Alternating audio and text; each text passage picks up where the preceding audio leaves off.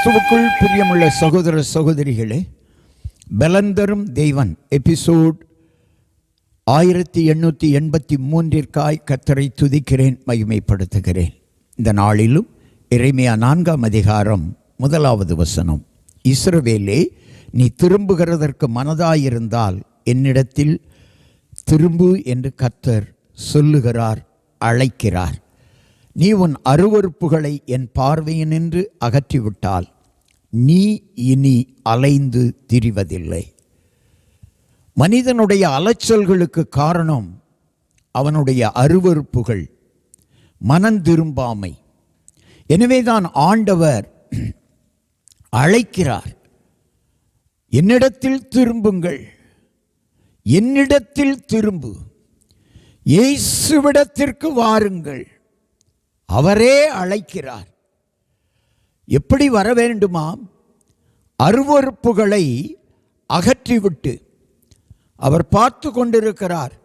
உங்கள் பார்வைக்கு உங்கள் அருவருப்புகள் உங்களுக்கு நலமாக தெரியலாம், ஆனால் கர்த்தருடைய பார்வையில் நீங்கள் செய்கின்ற செயல்படுகின்ற அருவருப்புகள், உங்கள் வாழ்க்கையில் செய்து வருகின்ற அருவருப்புகள் கர்த்தருக்கு இஷ்டமில்லாததாய் இருக்கும். எனவே அவைகளை அகற்றிவிட்டு இயேசுவிடத்தில் வாருங்கள், நீங்கள் அலைந்து திரிவதில்லை. ஆசீர்வாதம் உங்களை தேடி வரும்.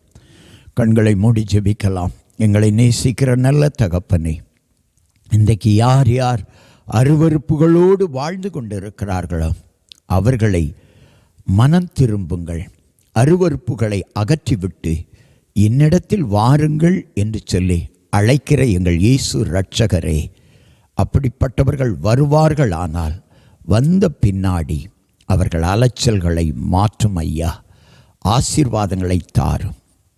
அலைந்து திரிகிற மகனே, மகளே, இயேசுவிடத்திலே மனம் திரும்பு. இயேசு உன்னை அழைக்கிறார். நீ ஆசீர்வாதத்தை பெற்றுக்கொள்வாய். இயேசு கிறிஸ்துவின் நாமத்தில் ஜெபிக்கிறேன் பிதாவே, ஆமென்.